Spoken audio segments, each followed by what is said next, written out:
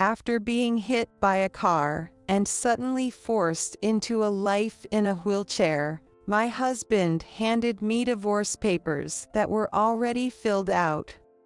You got yourself into that wheelchair because of your carelessness.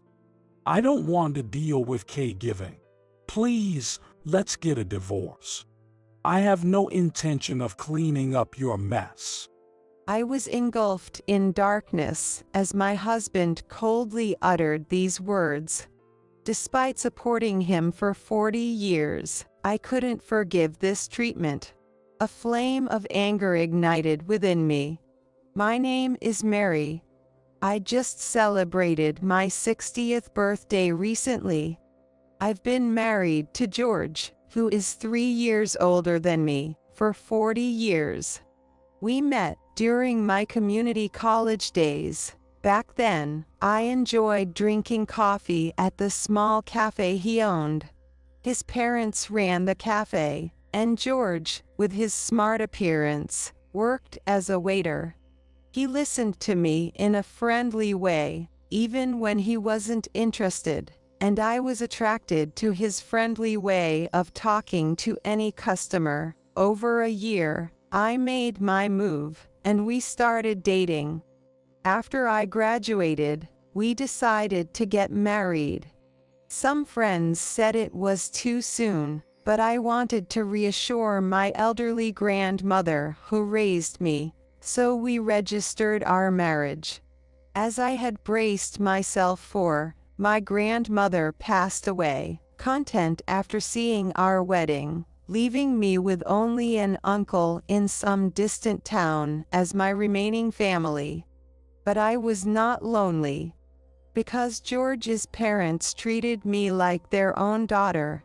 We lived together at my husband's parents' house, a 10-minute walk from the cafe. I felt really comfortable and experienced the happiness of my family. George's parents were strict yet kind in teaching me the ropes of the business, and a year into our marriage, our lovely daughter, Lisa, was born, bringing me immense happiness. Soon after, the economic bubble began, and George's parents retired, probably wanting to pass on the cafe during the good times. They moved to a vacation home they had apparently bought, and while I felt lonely, I sent them off with a smile, respecting their decision. The cafe soon became George's in name and reality, and I joined him in running it. Luckily, I had been thoroughly trained by his parents in everything from the menu to bookkeeping right after our marriage. George had also learned by their side, and with our loyal customers, the cafe's business was stable. However, as the national economy improved and without his parents' oversight, George started to neglect his work.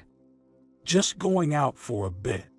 What? It's almost lunchtime. Don't you see my back turned? As he hurriedly left the cafe, I showed him our daughter, peacefully sleeping in her baby carrier. Believing in the so-called 3-year myth, that children should not be away from their parents before age 3, George had insisted that I carry our young daughter to the cafe. If you're gone, and she gets fussy or dirty her diaper, there'll be no one to serve the customers if I have to step away. That's going to be a problem. It'll be fine. It's mostly regular anyway. They won't mind waiting a bit. Or if we cut some corners, not with our prices. Oh my gosh. I was speechless at his careless attitude, unbecoming of someone in the food service industry. But he wasn't entirely wrong. In those days of rare economic boom, our customers were spending freely. Our menu items, ranging from a few dollars to just over 10. My husband thought that our customers were mostly regular customers and would accept our small price increase. and that new customers would forgive us at this price. We were doing so well that customers appreciating my hard work while juggling child rearing even tipped me. Additionally, without the widespread internet, word of mouth, for better or worse, didn't spread easily, and many establishments with lower quality than ours managed to survive. Nevertheless, I wanted our customers to leave feeling that was delicious. I felt refreshed, and I didn't want to tarnish a reputation of the cafe handed down by George's parents, so I attended to every customer, table, dish, coffee, and my daughter, managing the work single-handedly.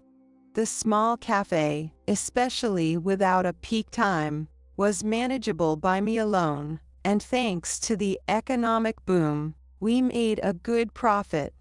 But that was the problem. Hey, there's an order, a new customer, 2 sandwich sets with coffee. No, I can make them right now. You handle it. So, about that horse I bet on. It hit big. Stunned, I bustled about while George casually brushed me off and continued chatting with regulars across the counter. Originally, George handled the kitchen and I managed the customer service, but knowing I could handle all, he increasingly shirked his duties.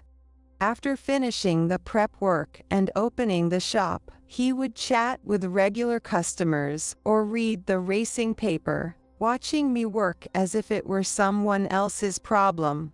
When I complained, he'd say nonchalantly, "You're managing fine on your own, so I don't really need to step in." At times, he would even leave the cafe during business hours to hang out with regulars. Around that time, his parents passed away, and his inheritance rolled in, which probably contributed to his laziness. His neglect wasn't limited to work. Believing that women should handle housework and childcare, he ignored our crying daughter, saying, "Change her diaper, or isn't it time for her meal? Feed her," without lifting a finger to help. As a result, I was left to juggle running the cafe, household chores, and childcare, leading to an exhaustingly busy life. By the time our daughter was in elementary school, the economic bubble finally burst, and customers no longer spent money as freely. Even regulars nudged him, and George finally started to work again, though his work ethic after years of laziness left much to be desired. But I couldn't just point that out without upsetting him. Criticized by me, he'd threatened to use the cafe as leverage in our arguments. Considering his parents' feelings, I had no choice but to back down, swallowing my mounting frustration with George to quietly support him for the cafe's stability and ensure sufficient sales. He still didn't help with household chores or parenting, and his lazy habits persisted, but I told myself supporting him was my role as a wife and worked desperately. Now, after 40 years of marriage, our cafe has survived multiple recessions. Our daughter, who helped as the face of the cafe, has married a wonderful man, moved out, and now has a young son, a responsible mother herself. George and I talked less and enjoyed more time to ourselves, which isn't unusual for couples our age. I even thought our relationship was better than other mature couples, since we still shared meals and slept together, proud of raising our daughter and running the cafe together, despite the ups and downs. The only issue left was succession. One rainy evening, when I hadn't expected it and lacked an umbrella. What should we do? I didn't think it would rain, and I don't have an umbrella. Do you have one? No, I don't. It's not far from home, but I don't want to get wet and catch a cold. I don't want to take that risk at my age. George tossed me the keys to the bike parked at the shop. Get home before it pours. Riding the bike, you'll make it before it gets too bad. I'm heading out for drinks with my friends anyway, so I'll lock up the cafe. He urged me to hurry home. So I left the cafe first, starting dinner. About an hour later, I realized I had left my smartphone at the cafe. With George out drinking with friends, not having my phone even for a night was inconvenient. Rushing back to the cafe, I saw two figures moving in the darkened space and gasped, thinking, "Thieves." While debating calling the police, my hand accidentally turned on the light, and I almost collapsed from under my feet when I saw the two figures in the light. It was my husband and a beautiful woman whom I did not know who was in his arms. "What are you doing here?" He stammered, and overwhelmed by the suspicious atmosphere, I fled the scene. In my panic from witnessing George's betrayal, I didn't notice the flashing traffic light. Next thing I knew, I was dazzled by car headlights, felt intense pain, and then everything went black. When I regained consciousness, I was in a hospital bed, with my disheveled daughter peering worriedly at me.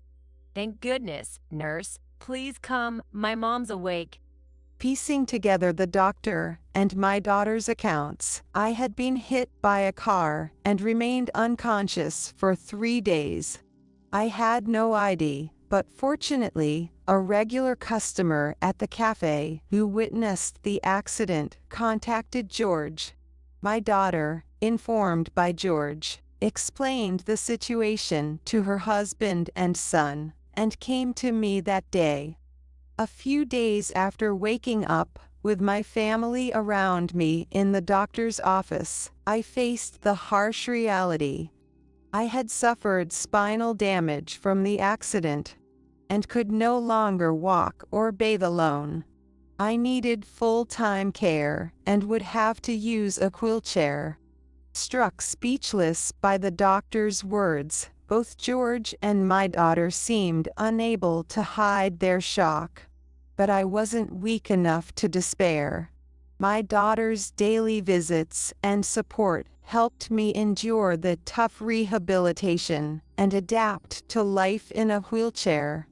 As I gained mental strength, memories of that dreadful event resurfaced. Who was that woman, and what were they doing in the dark?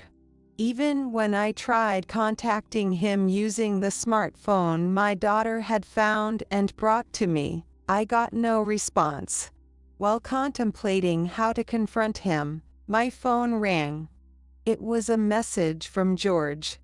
He seems to have something to tell me. Was it an apology or just excuses? Determined to settle things once and for all, we decided to have a conversation. The next day, George visited my hospital room empty-handed. Since the wheelchair verdict, he hadn't shown his face once, and the first thing he said upon entering wasn't out of concern or care for me, but a private room. Talk about luxury. Suppressing my irritation at his insensitivity, I calmly said, "I took advantage of an offer from the person responsible for the accident. Besides compensation, they agreed to cover all medical expenses." You played it smart. That must have brought in a pretty penny, huh? What's with that tone? Don't talk about me like I'm some kind of con artist. George responded with a smirk. Don't get mad. It's true a lot of money came in. Makes it easier to bring this up. What? I was speechless as George, sitting in the chair beside the bed, pulled out a small folded paper from his pocket. I hate to spring this on you, but let's get divorced. It was a filled-out divorce form. What? Excuse me. I had to look twice. I couldn't grasp what was happening, totally blindsided by George's actions. I told you I needed to talk to you. Are you serious? Yeah, I've been fed up for a while now. I can run the business just fine on my own, but you always had to butt in, making it unbearable. But that cafe is important to me, given to us by your parents. That's where you're wrong. That cafe is mine. I even thought about selling it because I was sick of your nagging, and you begged me on your knees not to. At that time, after the bubble burst, finding another job was tough, and we had no qualifications. Losing the business would have troubled our daughter, you know that. I've been thinking it's been strange since then. The cafe was passed down to me, yet I can't do anything with it freely because of my family. I flinched at George's shouting. Because of my family, you said. I was dumbfounded, treating our life of mutual support like we were a nuisance. George continued, venting his pent-up frustrations. Even at home, you're always frowning, bitterly poring over the bookkeeping. Also, you used work as an excuse, leaving the housework half done. Well, we both worked, and someone had to do the bookkeeping. That's not all, having to report everything I do, even though I'm not a child, feels ridiculous. As George listed his complaints, my trust in him eroded, replaced by rising anger. Was he trying to ignore his own betrayal? After what he did, I couldn't let him have the last word. Checking in with each other is normal when you live together, and you say going out to play, but was it really just that? Whoops. George was at a loss for words, so I pressed on.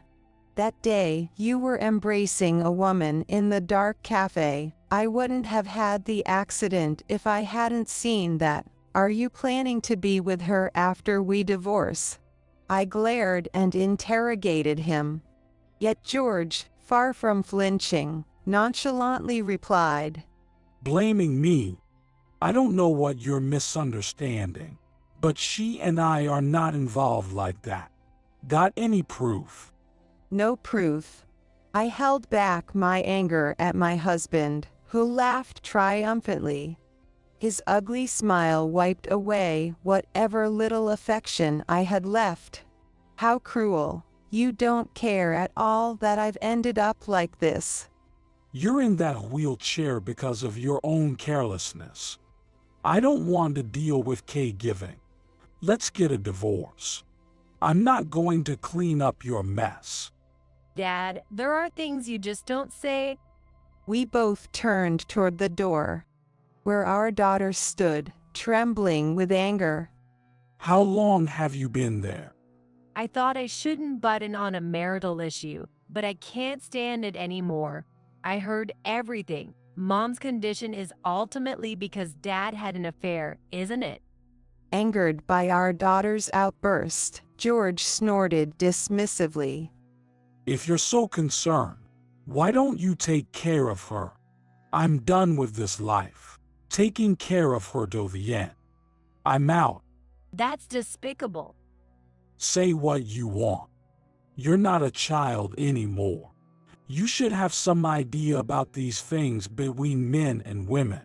My daughter bit her lip. Her eyes burned with anger. Perhaps it was her anger that cooled my head. As I looked at the divorce papers, I asked George, what was all my effort for, then? I thought I was doing my best for you. Are you just going to discard me because I'm not useful anymore? It's your annoying self-righteousness that's infuriating. Being free while you were in the hospital reminded me of the good old days. I can't go back to our old life now. This is a good chance for both of us to be free. Fed up with George's view of my accident as an opportunity, I agreed to the divorce. I didn't want to stay with such a man any longer, but I wanted what I was owed. When I brought up the division of assets, he visibly soured, but I managed to get an agreement. I would receive all the compensation from the accident, and in exchange for leaving the house and cafe untouched, I'd take 60% of our savings. Let's just get this over with. I'll withdraw your share now. Sign the divorce papers in the meantime. Saying this, George hurriedly left the room. Alone, I turned to my daughter. I'm sorry for exposing you to this mess, honey, and I'm afraid I'll be a burden until I settle down. Don't worry about it. I'm on your side, Mom. Are you sure about those terms, though? It's fine. Sorry to spring this on you, but could you stop by the house and pack my personal items? Do you remember where everything is? No worries, Mom. I've been cleaning and organizing every time I visit. I know where the valuables are. Leave it to me. After seeing my daughter off, I faced the divorce papers again. I wouldn't let this end on his terms. I realized the tough reality George would face. Later, I signed the divorce papers in front of him. He snatched the document with a satisfied smile. Okay, we're strangers now. As he left, beaming, I said quietly, "Sorry to ruin your happiness, but you'll probably regret this." No way. You'll regret it. No one cares about a wheelchair-bound old lady, and you'll likely end up senile. But don't contact me. We're strangers now. Take care.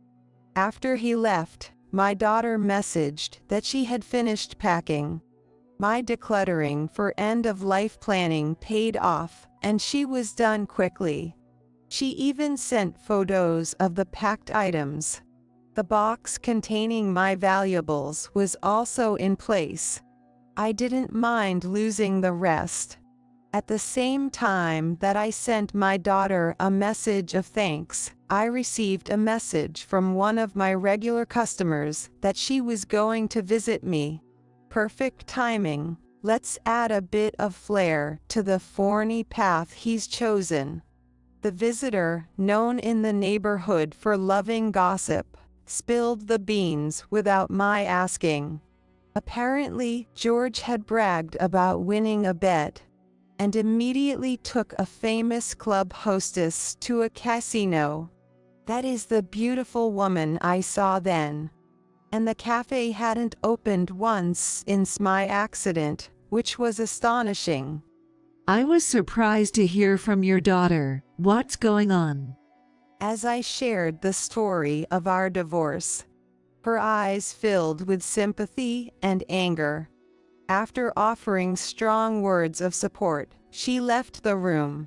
Alone, I smirked, relieved to have had the chance to use my eye drops. What will happen next, I wonder? About a month after the accident, I was discharged from the hospital. A few months later, having adjusted to life in a wheelchair, I ventured out to a large shopping mall. The food court was empty since it was a weekday. As I settled into a seat, I was approached by a voice. Hey, aren't you married? Turning around, I saw George, who had aged rapidly in the past few months. His hair was now streaked with gray and unkempt, and he looked every bit the part of a worn-out old man in his wrinkled shirt and chinos. His daily struggles were evident in his appearance. Meanwhile, I had cut my hair short soon after being discharged from the hospital, looking neat and made up today. I hate to say it, but I think I look younger than my actual age. You've changed a lot. Well, I hardly had any time for myself when I was married to you, between the housework and the job. At my sarcastic response, George forced a smile. So, you must be bored to death now. Why not help out a little with the business before you go senile? Just as I thought. What? I bet the cafe isn't doing well, right? George's forced smile froze at my words. It seemed I had hit the mark. I figured as much. After all, I was the one actually running the kitchen, the floor, and the finances. George, who had slacked off and played around during the boom years, had lost his touch in the kitchen and everything else. He couldn't remember cooking procedures, messed up the priorities, and even struggled with the cash register.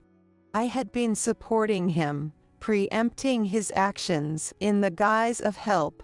I did everything from cooking and serving to preparing food, mixing condiments, cleaning dishes, ordering sweets, cakes, tea, and coffee beans, managing inventory, and handling taxes.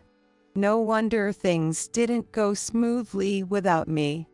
Did you enjoy your trip to the casino? Maybe she could help you out. No, I don't know her anymore. She ran off when I asked her to help with the cafe. George was half angry, but she was a hostess. Her interest was probably only in George when he was a big spender. Ironically, it was just a fling, just as George had once said.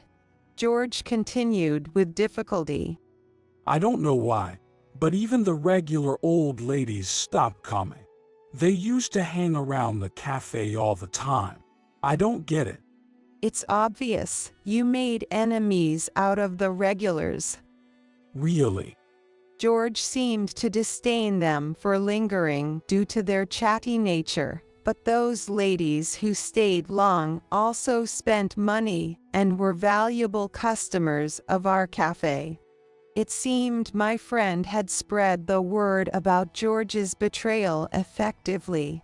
They were my friends, too, thinking they would come as usual after you cheated on your wife and caused her to have an accident was naive. A cafe run by a cheating husband becomes a target of disdain. That you didn't realize this.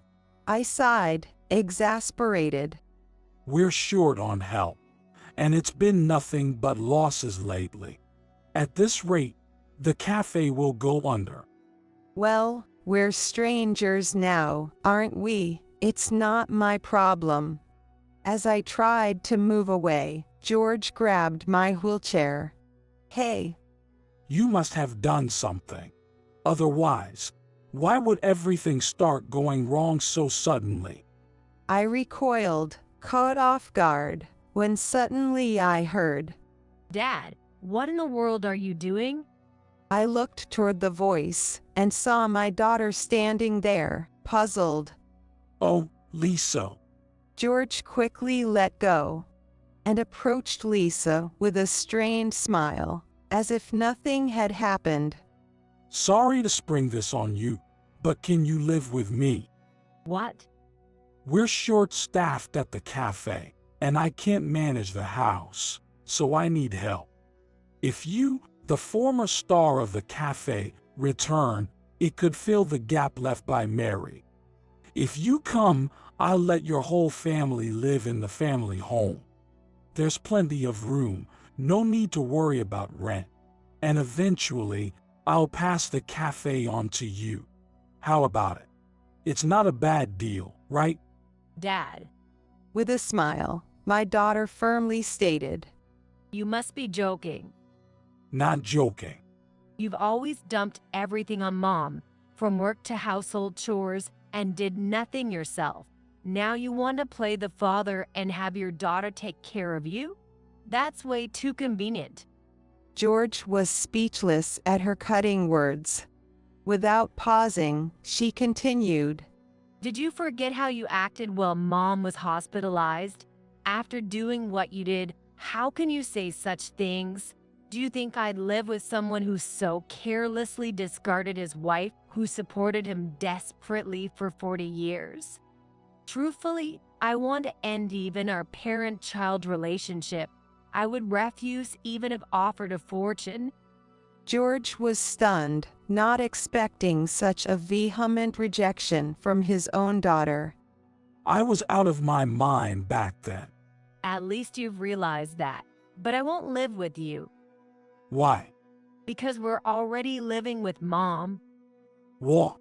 My daughter had come to pick me up from the hospital and took me home to live with her family, who all encouraged me to stay.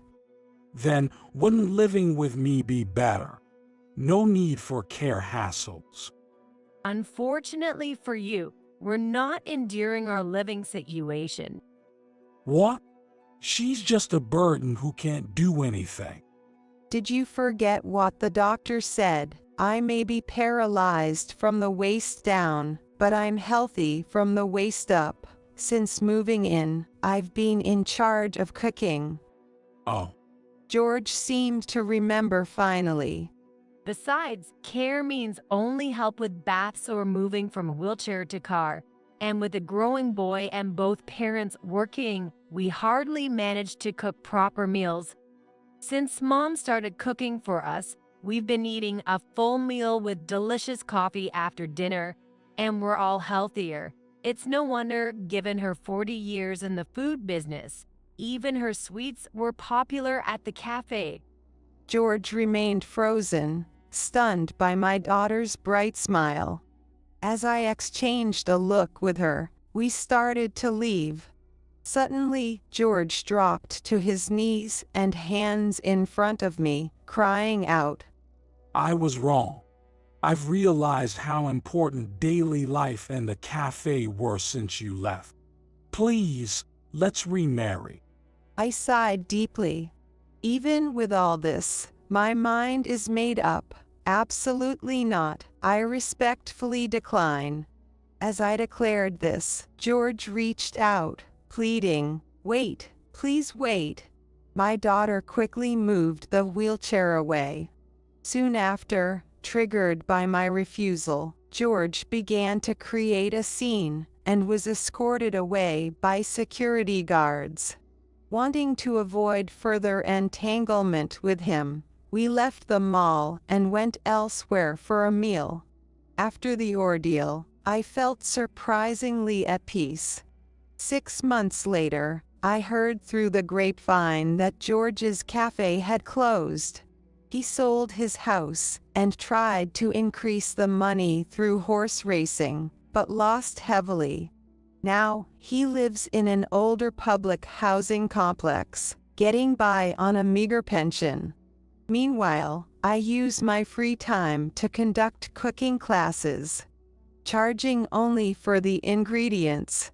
I held cooking classes wherever there were kitchen facilities.